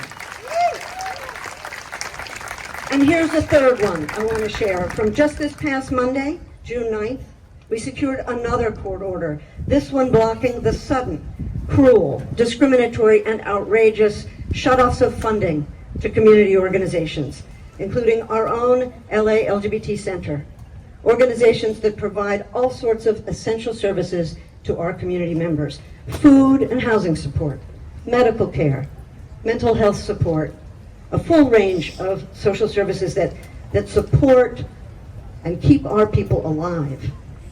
And the judge reminded Mr. Trump, and I quote, "The executive is still bound by the Constitution."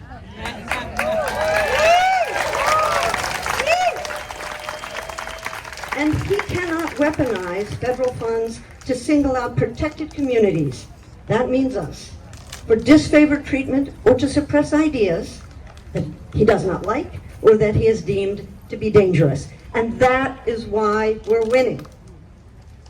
We also have a case against the bigoted shut-off of funding for scientific research. Research that aims to improve the health of LGBT people and people living with HIV. And another case that challenges the State Department's sudden refusal to issue passports with appropriate gender markers for trans and non-binary people. And we also have litigation against the bans on lawful and important diversity, equity, and inclusion efforts that are being wrongly deemed illegal discrimination. You know, George Orwell certainly was right that would-be dictators like to pervert language. Don't we know it? But what matters is that the judges considering these cases, and the cases filed by our wonderful movement partners and so many others, the judges are getting it right. To be clear, cases are ongoing, there's lots more to come, and the Supreme Court has butted in with an order pausing one of the injunction that protects the military service members while the court pursues its appeal, while the government pursues its appeal. There's no guarantees. But the overall track record, this is the takeaway I want you to hold. The overall track record so far is powerful, it's encouraging, we are winning.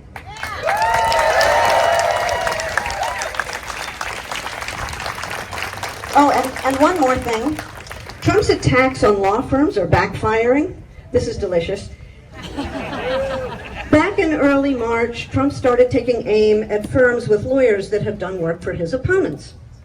And his first target was a firm called Perkins Coie, a wonderful firm. Its terrific lawyers have worked with us on many cases. They're great. Well, the judge reviewing Trump's order targeting Perkins, she's not having it. And she castigated Trump's misuse of power to indulge his own personal grudges, and she wrote this, and I quote, "No American president has ever before issued executive orders like this one targeting a prominent law firm. But, in purpose and effect, this action draws from a playbook as old as Shakespeare, who penned the phrase, 'First thing we do, let's kill all the lawyers.'" And, you know, I hope you all don't think that's a good idea. Because, as the judge said, disposing of lawyers is a step in the direction of a totalitarian form of government. And we all need the rule of law right now. We all do.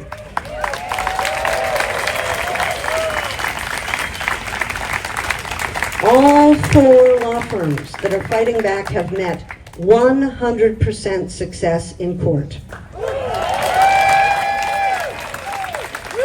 Those executive orders are illegal. They're unconstitutional, and just like the orders demanding immediate discharge of honorable service members, denying accurate ID documents and best practice medical care, and shutting down research to learn about and understand and effectively care for our community members by first recognizing who they are, who we are. Well, just as love won 10 years ago when marriage equality became the law of the land, this time love and truth and solidarity will win. They are winning. We are winning.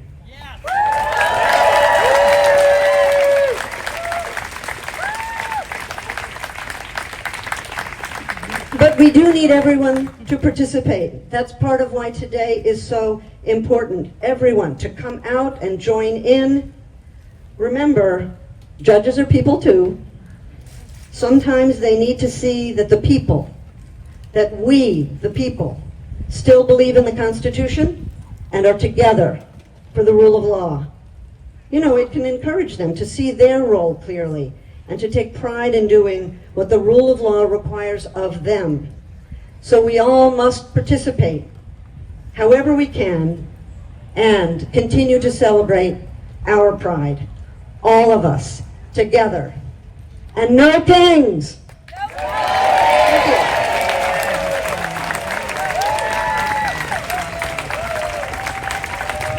No kings! No kings!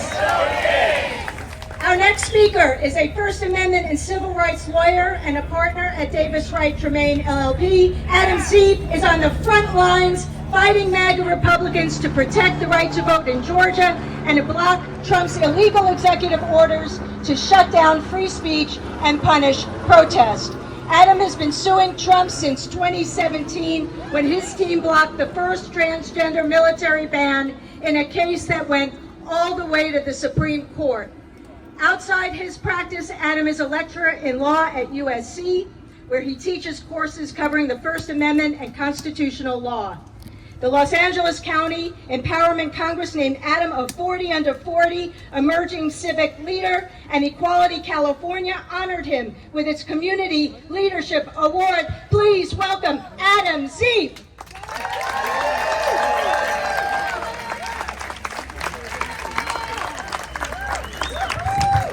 What's up, West Hollywood?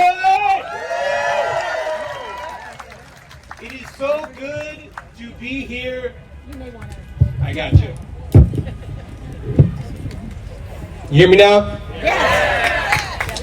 It is so good to be here with you today because this right here, what we are doing, what each of you is doing, this is democracy.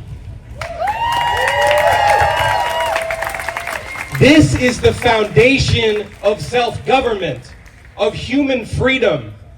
people coming together to organize their communities for a cause bigger than themselves. And there has never been a time when we need that more than right now.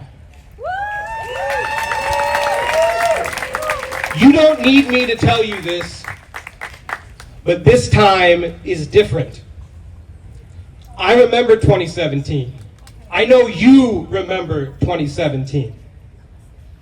I remember suing Donald Trump the first time to defend trans rights. I remember suing Donald Trump the first time to defend immigrants' rights. I remember suing Donald Trump the first time to defend our Muslim brothers and sisters. And yes, I remember January 6th, when Donald Trump organized a rebellion, an actual fucking rebellion, to overthrow the free and fair election that we had in 2020. It's hard to imagine, but friends, this is worse.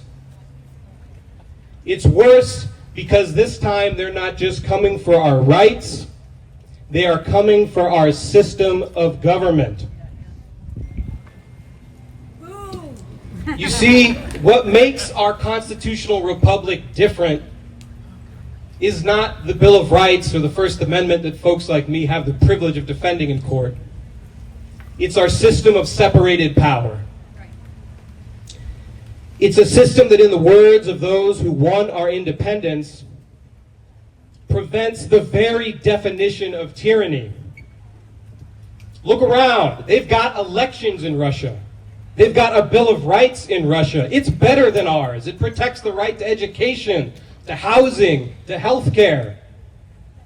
But none of that matters, obviously, because they have nothing in their constitution to prevent the concentration of power into the hands of one man.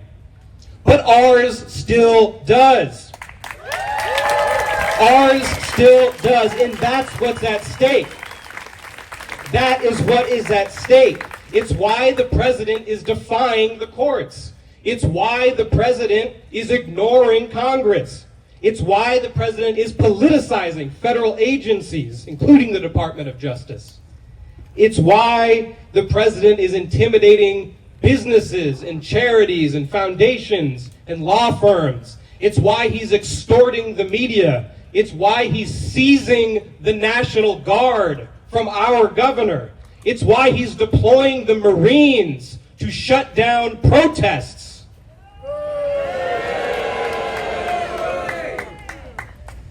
It's why, for fuck's sake, he's arresting senators of the United States. Senators from this state, our senator, manhandling him for exercising his right to speak and question the administration's decisions and its unjust policies towards our immigrant brothers and sisters. All of this is a test. It's a test not just of what he can get away with, but what we are willing to lay on the line to defend our republic from the advancing specter of tyranny. This is our choice. This is our challenge. We are neither condemned to leave for our children the ruins of a fallen republic, nor are we assured that there will be a republic for us to leave for them at all. We exist in this indeterminacy, but what we have is the power to change the course of human events. Because power is not a small man sending even smaller men to terrorize the least among us. It's not sending a parade down a grand boulevard to congratulate himself. Power is in the street. Power is in all of us. Power is in the hundreds of thousands of ordinary Americans coming together at events like this one, from Walden to West Hollywood, to pledge ourselves to each other and to an idea of America, that is worth fighting for, that is worth sacrificing for. An America that is open and confident. An America that is generous and reliable. An America that is abundant, fair, and just. Unafraid to adapt and grow. One where all people have freedom to make lives of meaning according to their own lights and the security to take risks and know that they can overcome misfortune. Generations of Americans have time and again given all for that idea of America, an idea unlike any other in this world. Let us now give our all again. No more kings. Stand together and fight. We can do this together. Thank you, West Hollywood.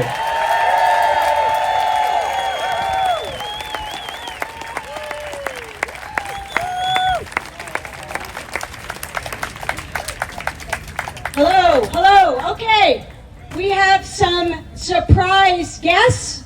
First, I want to bring to the podium the Sisters of Perpetual Indulgence. They're going to do a little prayer for us. God knows we need a blessing.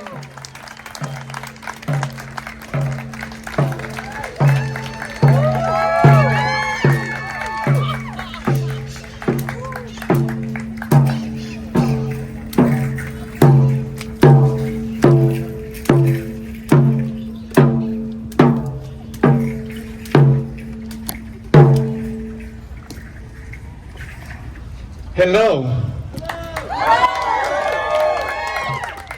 We are the Sisters of Perpetual Indulgence of Los Angeles. We are your sisters.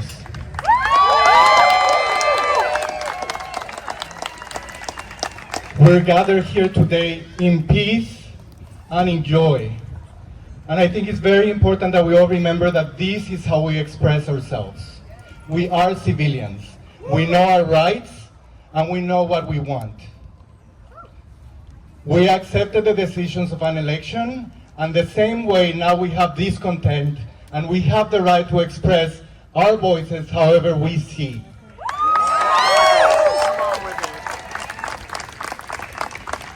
California is a very important state, and LA is a very important city. The world is looking at us. What we do defines how other people make change across the world. We are a plural city of millions of immigrants from different backgrounds.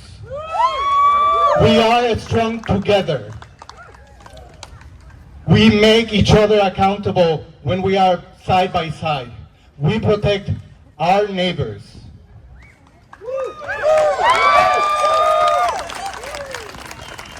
There has never been monarchy in this continent, not in this country, in this continent. The only queen and kings that we have in West Hollywood are the drag queens and the drag kings. No kings! No kings! No kings! No kings! No kings! No kings! No kings! No kings! No kings! As we live today, we live in peace and we remember what we have accomplished being together and what we have always accomplished. Show up. Talk to each other. Do not allow anyone to divide you. May you be blessed.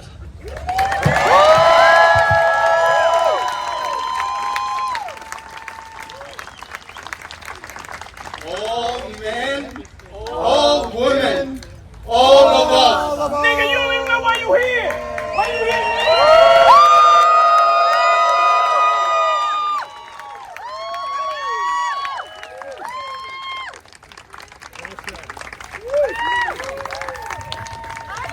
Alright, let's hear it for the Sisters of Perpetual Indulgence. They are our sisters. And check out the exhibit behind the stairs when you have a chance. Okay, so I want to acknowledge some people first. I want to acknowledge former Councilmember Abby Land, somewhere in the audience. I know she was here. And I want to bring up a surprise guest, former colleague on City Council, John Duran, LGBT civil rights leader and troublemaker making good trouble. Please welcome my friend, John Duran. I want to leave you with this. I come from a generation of gay men who stood up and stood strong during the AIDS epidemic, and we paid for our freedom in blood and tears. And if you're here and this is your first protest or the first time you've been called into action, do not be afraid. There is nothing to fear. When we gather together as we the people, by the people, for the people, nothing can stop us from opposing fascism or dictatorship or those in Washington who would seek to oppress us. We gather together as one people today, from Philadelphia to New York to Detroit to Las Vegas to Phoenix to here in West Hollywood. 2,000 protests all across this nation to say we will not remain silent in the face of evil. Evil only prevails when good people do nothing. When good people do nothing, evil has the ability to grow and to take over this nation. But so long as we are not afraid, so long as we are not afraid of the thugs or the jackboots or those federal agents who would try to oppress not only us, but those that we will protect, the immigrant, the vulnerable, those people who cannot protect themselves. As long as we stay strong and united and link arms, nothing will stop us. Take the lessons of the people who stood up to the Reagan administration in the 80s and said, we will not be afraid. And if you bring us and you come at us with club or with arrest, we will not be afraid. We will not stand silently by as the sacrifice of hundreds of years of Americans set forth our right to assemble, our right to protest, our right to speak freely. And whether it was Martin Luther King or Malcolm X or the women of Seneca Falls or Cesar Chavez, we stand on the shoulders of giants. And in the year 2025, we will not be afraid once again. We will fight you every day until this administration crumbles. I am.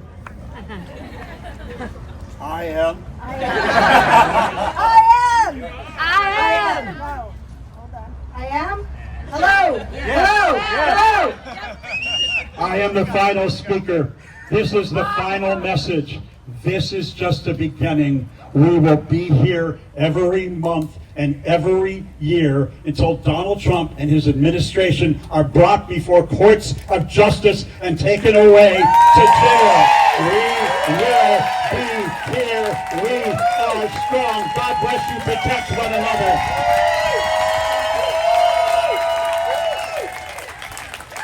Okay, before we close, I want to leave you with this. Peaceful protest is not just a right, it is a responsibility. We cannot be complacent.